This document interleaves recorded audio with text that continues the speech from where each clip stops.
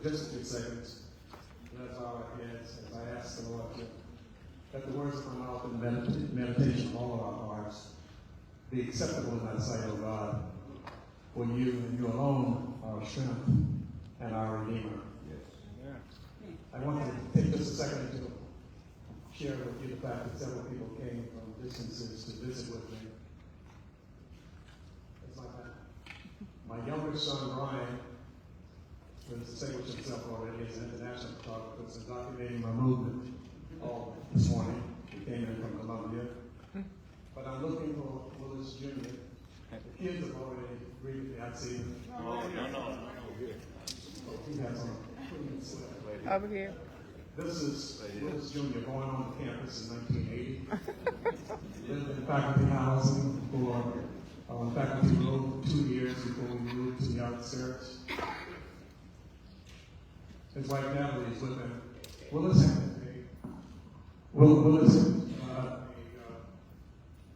a remote business at home where he's a headhunter for businesses around the country, getting people to work who wish to work. His wife Natalie is the legal counsel for Iran, all of Charleston County, not North Charleston, not the city of Charleston, all of Charleston County. And then there's my mother's namesake, Julia Weston Ham, although we call her Weston. And then there's my Tasmanian right there. Would you believe there's a third Willis Ham? This is Willis Ham the third. We don't call him Trey. We don't call him as one lady, 1 and 2 trio. He's just Willis. He's my assurance that you don't have to put up with me for a long time. Anyway, we'd like to have him there. From coming to Georgia comes Cynthia Mitchell, who's a personal friend. 1971, graduate of South Carolina State University.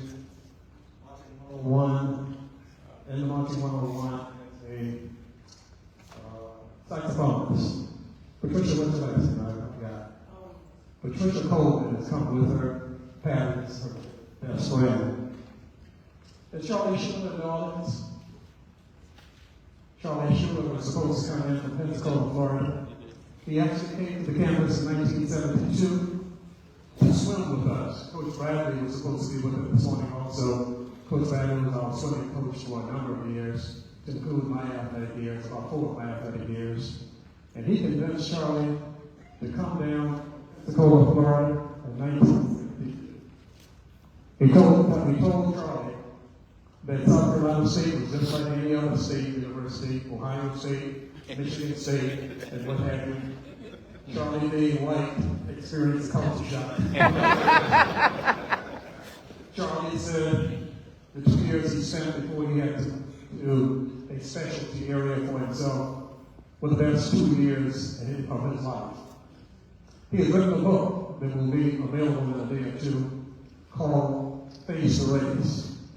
Now, it can be taken even one of 2 ways. He was a great swimmer. So down at the bottom of SHM, Smith Hamlin and Middleton, he swam for us, and he obviously took off from the diving spot, or the swimming spot, to finish the race. But he says his book talks about the 2 years at South Carolina State, where he faced racism on this campus. Came to grips with the fact that life wasn't like what he left at home, because his family was well-to-do.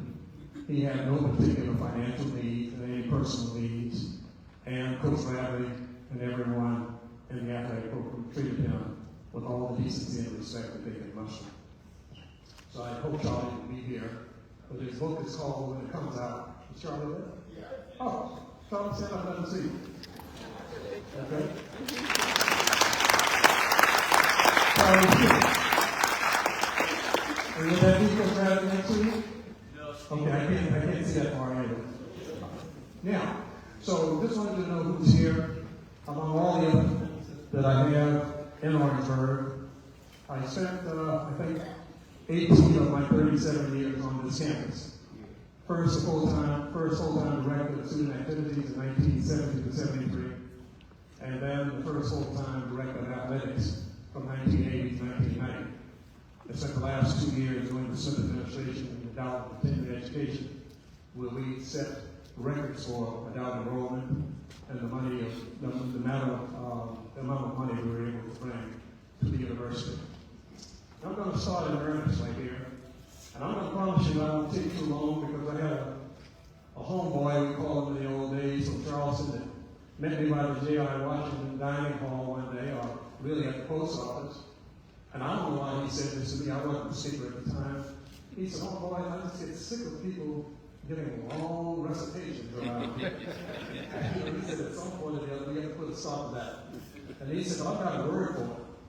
Those who make by the edge and speak by the yoke, kick by the foot." And so you're not going to have to kick me by the foot today. I want to be on and off the stage here.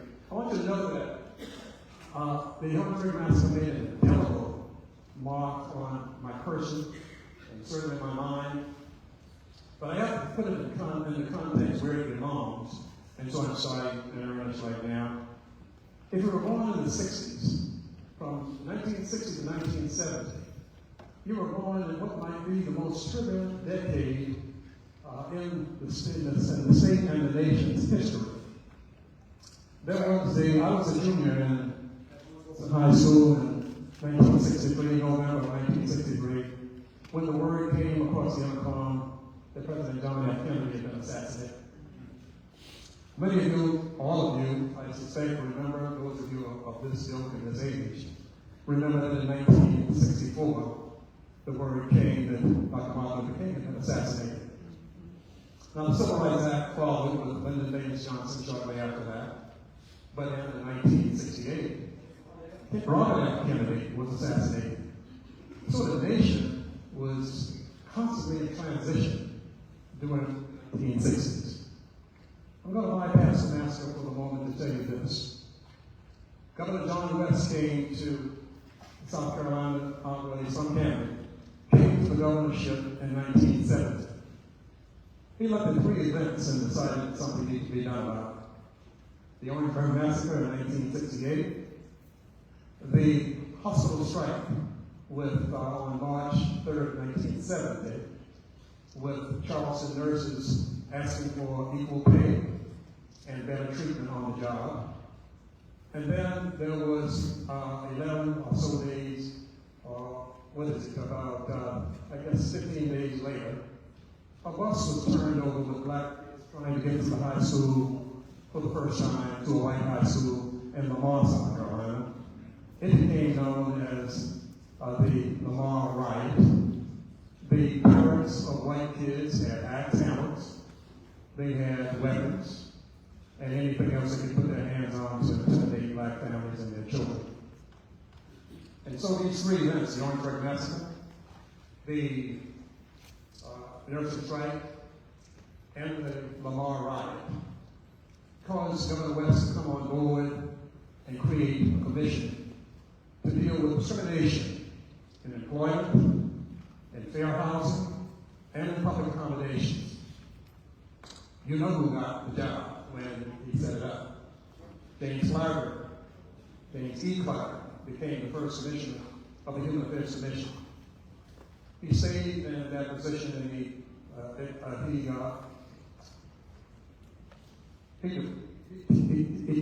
himself very well as the State Human Affairs Commission, 19 and a half years. But I got a call in 1988 for my athletic position, and Governor Carroll Campbell sent a message to me to say, "We want you to chair Jim Clyde's vote." Whoa, you pull a higher education, a lifetime higher educator, and you put him in the crosshairs of a political source, a purely political source, and had something there that could have been really bad for the state. But both being South Carolina State University graduates, we put our heads together and we decided that Jim was already established, I was a newcomer, and we would work together to make sure that his waning years were good years. And I said waning years because he'd already decided that in a very short time he would run for Congress. 3.5 years passed, and in 1992 he decided to go to Congress. And so then the governor asked me to step forward and take over the commission. Now, I'll take you to the nation in transition. of the state and the state of flux, and then there was South Carolina State. On February 5th, 1968, well, now I have to take you back to the cause. In the second semester of the 66-67 term, Ike Williams, a student from North Charleston, South Carolina, whom I played ball with, touch football in the streets, decided that he was going to start a movement. And the movement was designed to get the attention of the 17-year president at the time, Tennessee term, or have him removed. Ike then reached into his bag of tools and he pulled out the wherewithal to lead a strike that lasted 2 weeks. And by the way, as tools goes and bags of tools, and like we each are given a bag of tools, for inside we find a shapeless mass and a book of rules. And we each must make our life as long either a stumbling block or a stepping stone. So I ask you, isn't it strange how princes and kings, and even clowns and capers and sawdust rings, and common folks like you and me, are expected to be building buildings for eternity? If you should happen to get your hand on the 1967 annual or yearbook of South Carolina State, you will see Ike Williams standing in front of a tripod with a microphone, reporters around, and vast numbers of students, putting in perspective what had to happen on this campus beyond that point. And so it did happen that he put enough pressure, we put enough pressure on the presidency, the board of trustees, the governor, Robert McNair at the time, and the General Assembly, and the institution changed its fate immediately. Sitting in front of me is Governor William Bill Hine. You must read his document. 23 pages of the best reading that you're going to have. It's called Civil Rights and Campus Wrongs. It's significant for a couple of reasons. The struggle for the struggle at the bowling alley was a civil rights struggle. But the campus issue, no one wants to talk about today and didn't want to talk about then. As soon as the Nance administration took over, John Strowman, Joseph Hammond, and Benjamin Bryan decided that they would start a movement of their own because they wanted to start on their own. Well, Benjamin Bryan was still 17.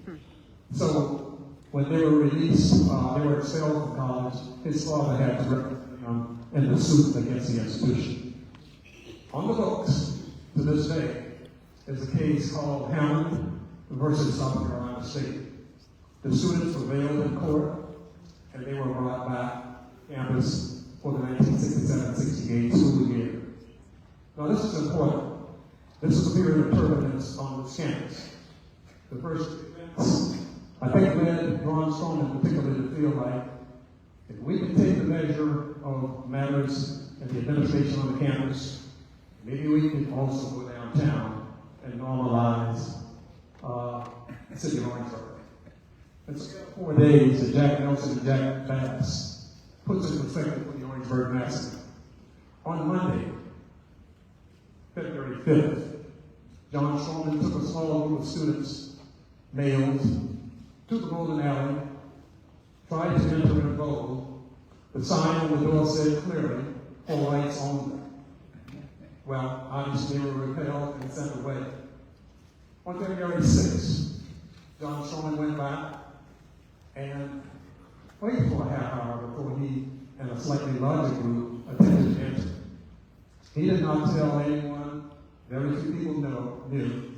And here's a name from the past, a white student, football player, baseball player that played with me. His name has not been mentioned since 1968. He left Orangeburg at the end of the massacre, and we've never heard of him since. John Blucher. You know that John Blucher was the white kid, athlete, that went into the bowling alley and bowled 2 games, 2 complete games, before John Strowman announced to Harry Floyd that the sign would change for the second day that says now for members only, is no better than the one you had yesterday for whites only. John Luther here is not a member. John was very proud to have done what he did. Harry Floyd gave back the monies to students that they put in the vending machines and asked them to leave. But then Oscar Butler, the dean of students, the new dean of students under the Nance administration, was called and asked to help to clear this matter up by bringing 5, others could come and witness it, but to bring 5 students down on Wednesday, February 7th. There was supposed to be a peaceful arrest of those 5, and then the case could be adjudicated in the courts. It happened that when the students came down, not only was the group larger, but there were females there on Wednesday. The group got too close to the window at the bowling alley, and someone pushed an officer. He bounced off of the window just a bit. They began to swing bully sticks. The fire trucks had arrived. And if you knew anything about the climate on campus in 1960, you would know that students around the state of Clapham tried to march downtown without a permit, and fire hoses were dispersed. So when the students saw fire hoses, that was not a good thing. And they kind of pushed back, literally, and all of a sudden, female students on the campus were thrown to the ground, stepped on, and hit with bully sticks as well. What got the Nance's attention was that William Stackhouse, a track runner, had been hit in the head and separated a piece of his skull. Dr. Nance had never seen or heard anything as horrific as that. And so he was very concerned, in fact, concerned enough so that he declared a boycott of all of the city merchants.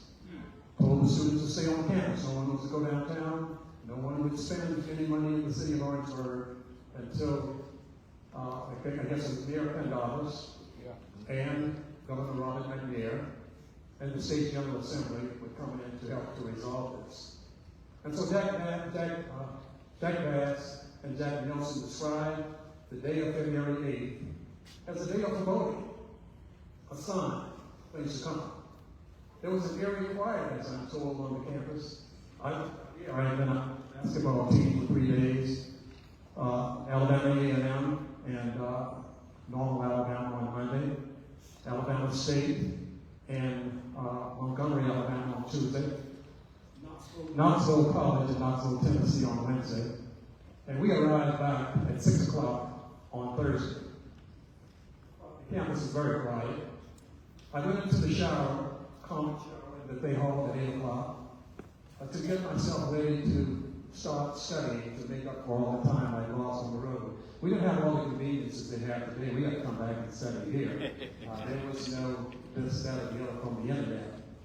And then I heard Willie Fennell, a student, an activist on the campus, come by the showers, and he said, it's time to go over, this is 8 o'clock, it's time to go over to the student center and plan the bonfire.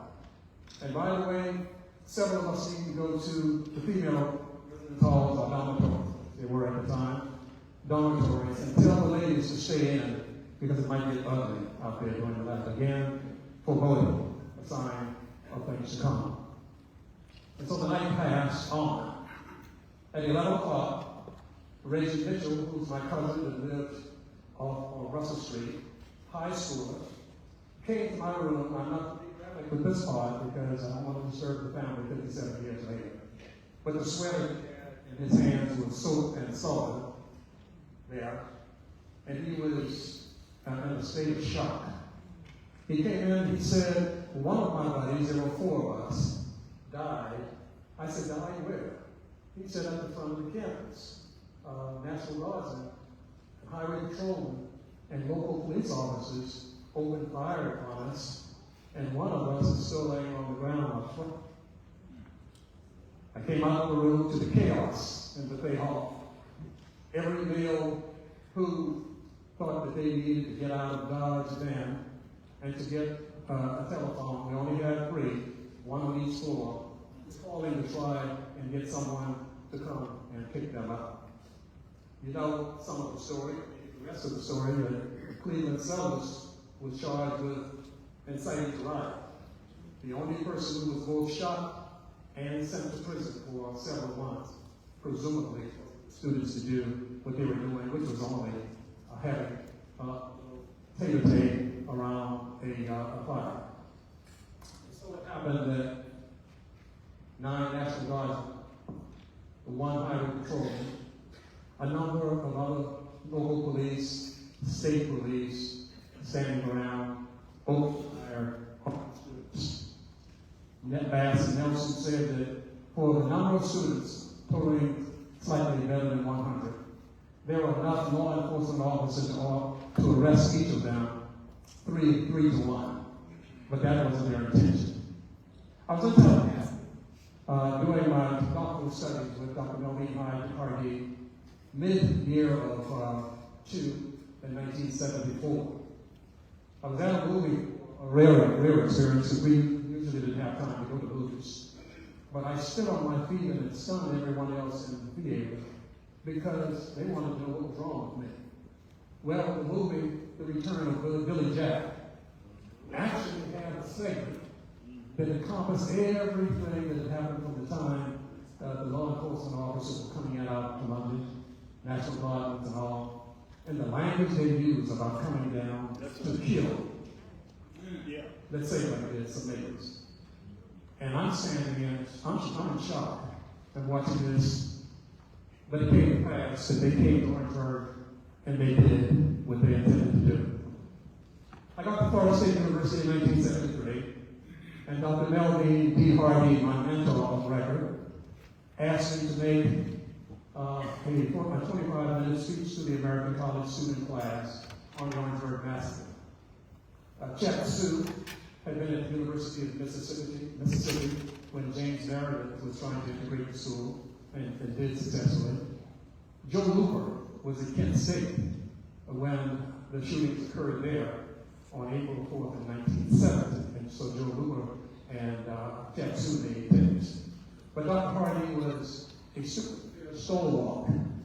So she told the story of George Wallace, who blocked the path of 2 young people trying to integrate the University of Alabama. His exact words were segregation now, segregation tomorrow, segregation always, but the school was integrated. And then finally, Dr. Hardy knew what happened at Jackson State. This was 1970, following 11 days following Kent. 1 student was killed at Jackson State, and several passersby were shot. But like South Carolina State, everything was pushed under the rug. So let me give you a personal experience as I moved toward near closure. I never say, I was raised in a Baptist church, and the Baptist services said, in conclusion. That generally means getting powerful close. But even close doesn't mean 1 or 2 minutes. Close might be this long. So I want you to know that, right? I want you to stay with me. It's not going to be very long, but I have to tell you here. I made the 25-minute tape for Florida State. And Dr. Hardy used it for her last 19 years before she retired. But she told me nearly every other year, at least, she would send me an honorarium, a ticket, usually, bus or what have you. We didn't fly a lot then. And monies to take myself while I was in town. And she'd just say, I need you here, I need you there, I need you there. And so every time I went out with Dr. Hardy over the last 15 to 19 years, she wanted me to tell the story of the Orangeburg Massacre. That was perfectly all right with me, because I needed the nation and the world to know about this. 45 days into my counseling directorship at Florida State University in 1975, a 38-year-old co-ed, 10 years older than me, I got my doctorate at 28, was sitting in the student center with a 38 caliber weapon in her lap. Students who had met me over the first 30 to 40 days came to get me so that I could go and talk to her. I went in and sat down next to her, and to make sure she was comfortable with me, I actually sat on her left side where the pistol was pointed. I want her to know that you need to acclimate yourself to the idea that I'm here. I'm not coming to snatch this out of your lap. I'm coming to find out what's going on with you and why you wish to kill yourself. We talked for about an hour, and then we talked another hour. At the end of 2 hours, she gave me the weapon. Because I said to her, I've seen things far worse than you're about to do here. And if you take yourself out of this world, no one will really care. What you need is a friend, someone who will take the word forward for you and let folks know what happened to you on this campus. She had been in school for 6 years, from 32 to 38. I dare not tell you why and why the administration allowed her, or not allowed, kept her in school, because she had a beef with them for what they had done to her. I assured her that having advised 140 elementary education majors in Florida State while I was studying, I could certainly advise her if the administration would give me the privilege of doing that. And so we walked away at hour 3. And from that point on, I advised her for the next 2 years. I took her back to take all the courses that were, marginal as an D, or failure as an F. And then I took her at the same time. So her slate of courses each year included some flashback and something forward. When she graduated 2 years later, her family came from New York, and they congratulated me for what I had done with her. Now let me tell you this, and here's where I'm fitting.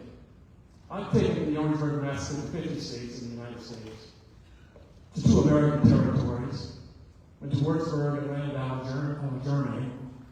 I worked through the Defense Department, through the Defense Department of Women in the Services, and to the Defense Equal Opportunity Institute as a guest speaker.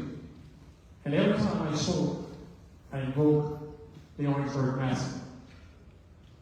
There were 2 things that I thought I had to do at all times.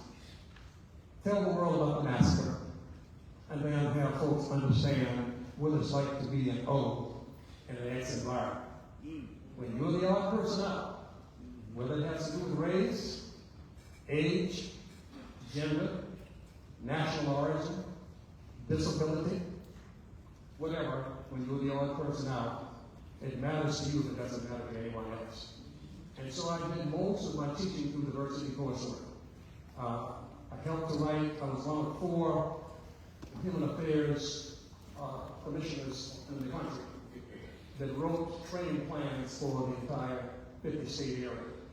And I was privileged to write the Orangeburg Massacre and to those teachers. I become absorbed by the Orangeburg Massacre. I didn't realize that, like psychologists and psychiatrists, when they take on too much of everyone's problems and everyone's issue for too long a period of time, they sometimes lose themselves. So now, this is pre-human affairs, 1984. I was conducting a training experience for the Clemson University Extension Program in Belgium. They had me as a keynote speaker very cheaply because Bill Cosby wanted too much money. And so I did my due during the day. They were satisfied that they asked me to stay on for another day and a half. And they would pay me for tagging around with them because we were dealing with at-risk kids, and we would also go to DJJ and counsel a couple of kids each on the second day. But on that first night, I had the opportunity to listen to a gentleman named, American rabbi named Harold Kushner. He wrote the book, When Bad Things Happen to Good People. He lost his daughter in a tragic accident. And being very good at what he did, he lost his faith. He was trying to work his way back, and so he wrote the book, he spoke about it, he prayed a lot, and he was able to pull himself out. It was at that point, 16 years from the Orangeburg, that I realized that I had become immersed in it to the point that I might myself for just a moment. I had just read the book by Chad Humsell that said, what to say when you talk to yourself. But then also I was reading 2 books by the Reverend Robert Stewart from God Gold, California. The first one was Tough-Minded Faith for Tender-Hearted People. was tough. Tough times don't last, but tough people do. And so then I was being reconciled with the way I handled the massacre and the things that had done to me as in addition to my doing things with it. And at that point, I remembered what Reverend Schuler wrote in the last part of his book. He wrote a piece called Let Go and Let God. He said, as children bring their broken toys with tears for us to mend, I brought my broken dreams to God because he was my friend. But then instead of leaving him in peace to work alone, I hung around and tried to help in ways that were my own. At last I snatched him back and cried, how could you be so slow? My child, he said, what could I do? You never did. Let go. And so then I left that engagement renewed. And like Ike Williams had done years ago, by the way, I meant to tell you that I came from a family of preachers and gospel singers. And we could tell by the way he handled the cause that he was designed for accomplishments, engineered for success, and endowed with the subject of genius. I had no preparation, but I knew that I was good at a few things. And so I reached into my bag of tools. And I decided that from that point on, I would do something to help me help myself in addition to making the massacre possible. So here's what I did with the Orangeburg massacre and for the 3 young men who passed particularly, or who were killed particularly. I gave each of them a persona that I worked with, that I wanted to share with people so that they would have something, a face to go along with the name. And I imagined out loud that Henry Smith, who was very much concerned with civil rights, very well schooled and studied, a member of the Black Awareness Coordinating Committee, wanted to go to the Air Force. And so I imagined out loud that Henry Smith would go into the advanced corps of the ROTC in his junior year. And then he would finish, and becoming a second lieutenant, he would go into the U.S. Air Force. And going into the Air Force, he would become a JAG officer. That's a lawyer in the Air Force. And he would come out to be like Matthew J. Perry, who in fact brought the case against the 9 National Guardsmen and such for the Orangeburg Massacre. Former Chief Justice of South Carolina.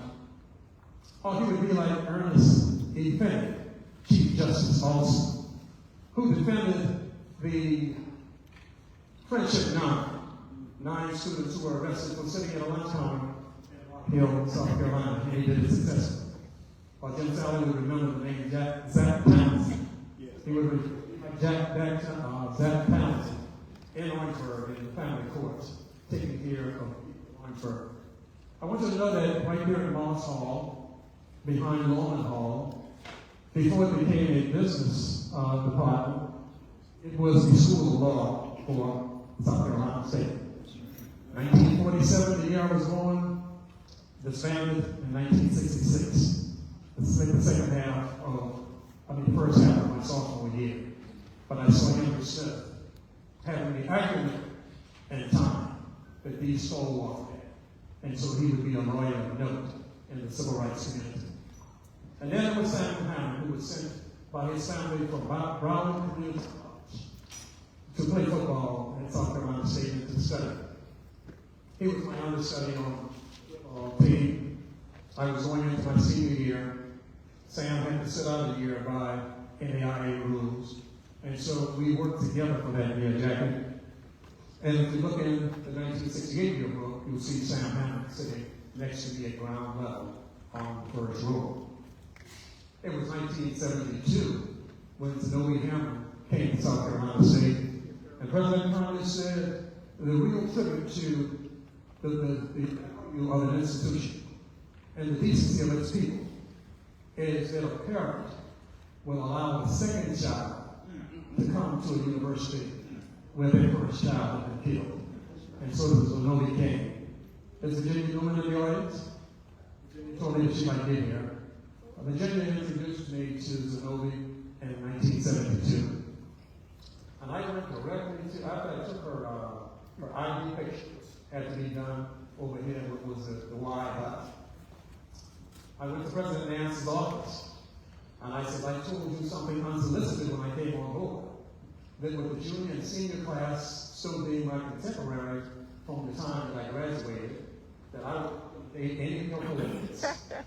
I said, I got to date this one. And so the Lord Hammond and I became very close. And within 2 months, I was standing center stage in front of Miss Zenobi and her sister, Diana. I'm positive something tragic has just happened. I'm headed to, and I don't want to get ahead of myself. And so I stayed with Zenobi on the campus for that year, obeying all the rules of visitation in the dormitory and getting students in by a given time and what have you.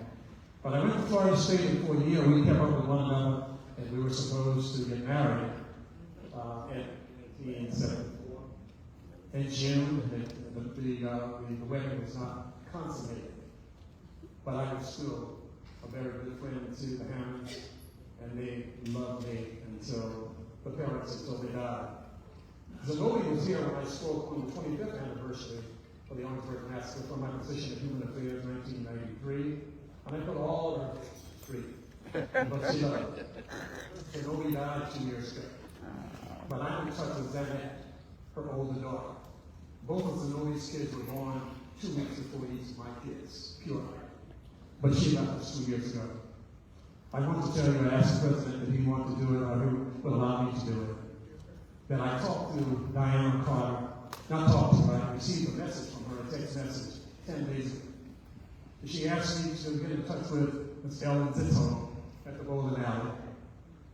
And then I only found out 2.5 days ago that Diana died. So there are no more Hammonds as such.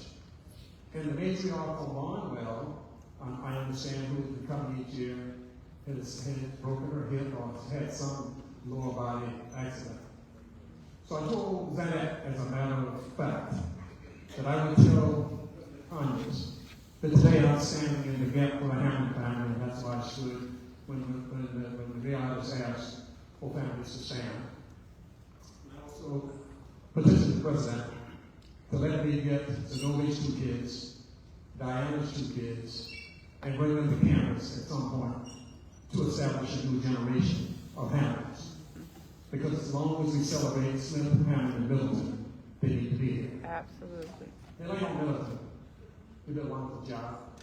I appreciate you. I got injured on the last day of my football season in 1967. Ran into a very big ball player from Johnson C. Smith, who had not run down the field at all to try and contest the punt. We made our way upfield, and I was running this 60-some-yard touchdown. And this big person showed up at the last minute near the sideline, near my bench. And I had 2 choices.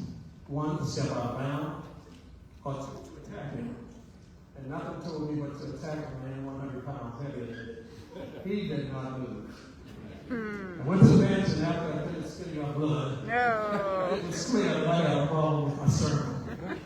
So we got back to campus, and Nurse Dash and Dr. Palms and Coach Lance decided that I should go to the infirmary to rest for several days. And so I did. I went there. Miss Middleton was a maid in the infirmary. She came to see me each 3 days. I almost felt like Bra Man upstairs, putting my fingers up. But she came in each day to talk with me. Motherly wisdom off the chart. She consoled me, wanted me to know that I was all right. And I told her, I said, Miss Middleton, I was having fun. I've never been laid up in the hospital before. You feeding me, y'all cleaning up around me, you making fuss over me, I'll be all right. But then she told me about her son, Delaney, high school student, at that time, high school junior, a center on the Wilkinson High School football team. He had something special. He had bulk, he had capability and style, but mostly he had what centers have to have. He had muscles that twitched faster than the opposite lineman or even his lineman as such. So he was able to snap the football and in the same motion attack the guy to the right of the knee, the guy to the left, or the one in front of him. And so I only got to see two of the teams beyond that point. When they played on Friday night and we were in town, I got to see the Bengals play twice in Bulldog Stadium. But Mr. Middleton said I was the Bengals, and so he was coming to see me anytime he could. Let me go back and say that I didn't finish with Sam Hammond because Coach Mike said that Sam Hammond would be an NFL cornerback in due time. Jim Johnson from South Carolina State had already changed position and become a Cincinnati Bengals cornerback. Jackie Kelly had signed a wide receiver contract with the Cincinnati Bengals. Milton Nicholson, my safety, had signed a contract with the Cincinnati Bengals. Miami? Okay, I'm sorry. So I thought that if I signed a contract that the Bengals were offering me, then we would have created a pipeline, as the coaches would call it, to the pros, but particularly with the Cincinnati Bengals. So I'll tell you honestly today that Sam Hammond had lived, I would have signed the Bengals contract. But when Sam perished in the Orangeburg Massacre, I held my own. I waited until after the school year, about a month and a half. The Cincinnati Reds came from Charleston, and I signed with them.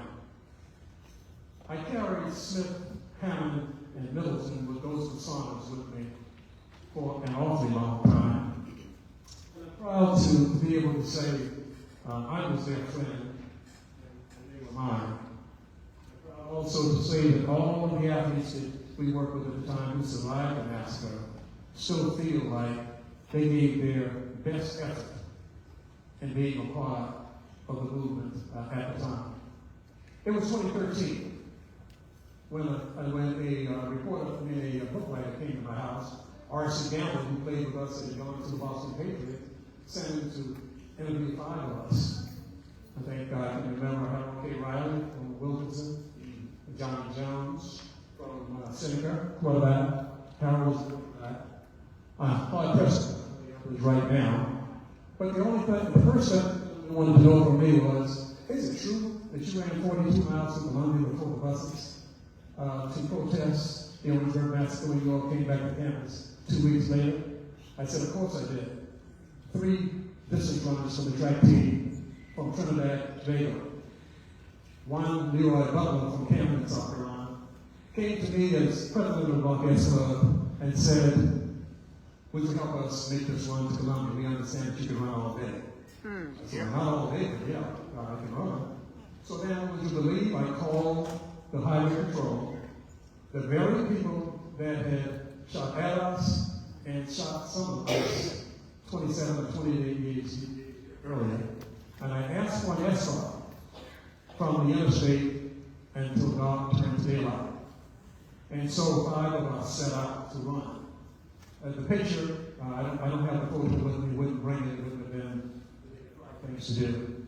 But I have a photo of us, 4 of us running in stride with the 5th person who had cramped a bit, having taken the picture. And we ran from 5 a.m. to the interstate, got there in the dark, got there at 5:30. The patrolman didn't really want to be bothered with us, but he carried out his duties. He shined the light on us. He made us run down in the median. The grass was nearly knee-high, and so we strode through the grass, and we grabbed our shoes and socks and such. Well, not just socks, we were having sweatpants. And as soon as they broke at 6 o'clock, he shut off the lights. But he told us that we need to run on the east side, facing the traffic, on the opposite side of the road, facing the traffic, and that's what we did until we reached mile marker 116, KC West of London. 7.5 hours later, the buses caught up to us, and the students said, "Wisely, get on the bus," and let us take you to the State House. And so we went to the State House with the student body. We did have a peaceful protest there, and at the end of the day, I came back with the student body, and I went to baseball practice. See, that was the arrangement between Coach Martin and myself. You can run if you want. You can even take a pair of my indoor track shoes and run in those, but you must come back. You're my captain, and you must come back to baseball practice. And so after 7.5 hours of running, 42 miles, I went to baseball practice. When I took Smith, Hammond,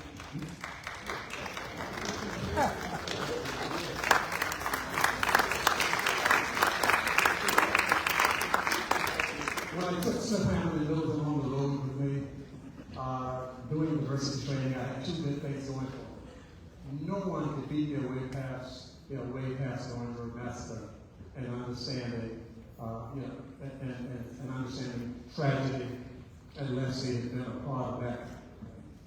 And then I have the tale of hope. The tale of hope says that at some point in time, you heard me say earlier, you'll find yourself being the odd person out in an X environment. And so I was very comfortable as I taught because I knew I had two things that, regardless of what happened in our session in the life, the Orangeburg Massacre and the tale of hope would bail me out. One final story, and then I'm ready to tell you something about this wonderful president and what he's doing here now. I was holding a workshop as I was keynoting a session for the Human Rights Commission in the city of Virginia. And I was to stay for a day and a half to conduct a workshop. A gentleman named Nigel was very disruptive on the first night as we were trying to introduce everyone. We knew there was going to be a problem the next day at the training session. And so he kept talking about why they didn't need a diversity person to come in town to do anything in Virginia because they had control of things in the city of Richmond. I told my host, don't worry about it. I'm going to adjust my schedule. I'm going to deal with Nigel first thing in the morning. And so I started my workshop, and I pushed everything to the side, and I started with the tale of hope. And I said to Baptist minister, Methodist minister, rabbi, state official, human rights workers, general practitioners from the city, I'm going to introduce you to 28-minute version of the tale of hope. And they saw what happened when a person takes on something on their own, and they are singularly invested in the organization. They may burn out, and there's nothing that can be done because nobody looks out for the O. The O person out. What happened with Nigel was this. When each of these individuals spoke about the hardships of their lives, the things that they had experienced in the diverse company, whether they were black, white, or any other origin, they told their stories. Nigel then had to tell his, and then I invoked the spirit of the Orangeburg Massacre. Nigel said to me at my first break, I want to apologize to you. I've always been able to find the forest, but I thank you for showing me the trees. And we got along fine for the rest of that day and much of the next day. So I used the Orangeburg Massacre to my advantage. I used the tale of hope to my advantage. And I'm very happy to say today, 57 feels like yesterday for me because I remember all the things that mattered. Now, I've been talking to President Congress for a day or two as I do attempt to close. And I said to him, we have done a wonderful job at this university. I'm going to tell the people that I write, and he knows that I have a line of about 100 that I write regularly. And I'm going to talk to the people who have other blogs and what have you writes about you. Some of the kinds of things that you've done. As fiscal management goes, the first thing he did when he was acting president was to eradicate $9 million of student debt. He gave it back to the state of South Carolina.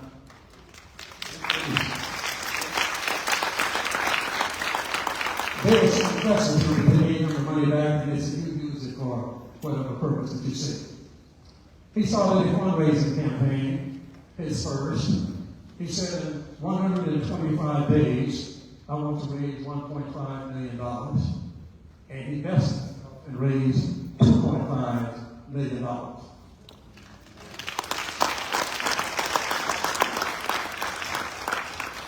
He said that there are things that has to be done as far as curriculum development is concerned. And he went in with his faculty and his vice president for academic affairs. And they created a program for faculty that will allow them to be paid more and to do more research than they had done in many years. He then turned his attention to student enrollment. We were under-enrolled when the time he came on. He opened the recruitment portal and brought in 300 plus students that we would not have had but for him. And then his next batch was 682. And today he's on pace to bring 1,000 students at one time. He thought it was important, and it always is, that you have parents on board and you have their attention. And so he created a program where the parents then can interact with their their offspring on a regular basis. I thought the most beautiful part of it was this. Parents can now come to graduation, stand on the stage with the dignitaries and hand their sons and daughters their own degree.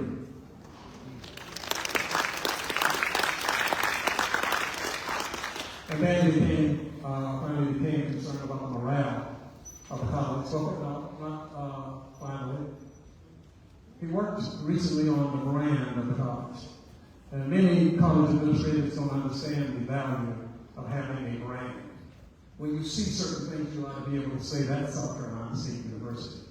And so you hire an organization whose acronym is SLATE, that's L-A-T-E, to work on the university's brand, and you will see it coming forward. This is a giant of a man. He's a great president. He's come at a very important time in the school history. And I want you to know that I celebrate it personally, and I'd like you to celebrate it for it as well.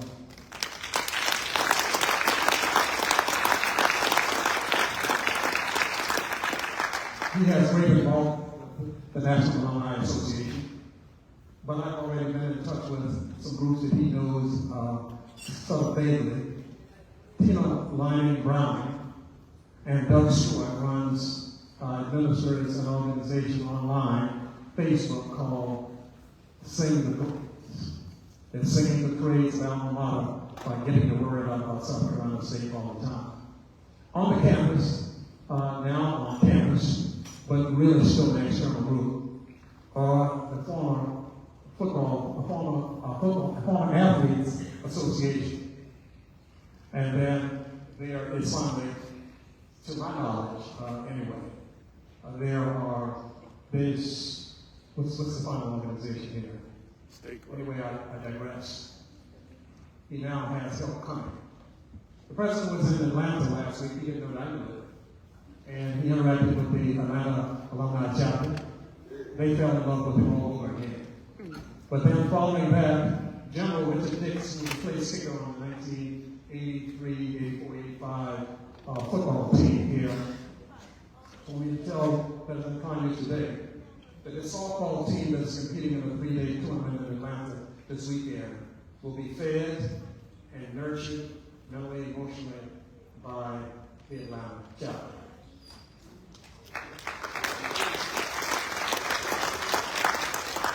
I hope that he will tell you more, either now or later on, about the monetary things that he's done and how they made the campus better. By the way, I did this one thing.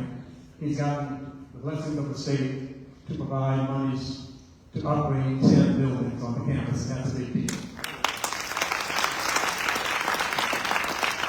Now, we can't create new land, but we can live a little bit better than we lived 30, 40, 50 years ago. Brian said to me this morning, I don't remember these buildings. I said, oh, son, they weren't here when you were small. But that's a good thing, because you can't stay in the same place all of the time. And so as I close, I say to you in the words of an Irish proverb, may the rose rise up to meet you. Yes, sir. May the wind be always at your back. May the sun shine warm upon your face, and the rain fall soft upon your fields. And until we meet again, may God hold you in the hollow of his hands. Thank you.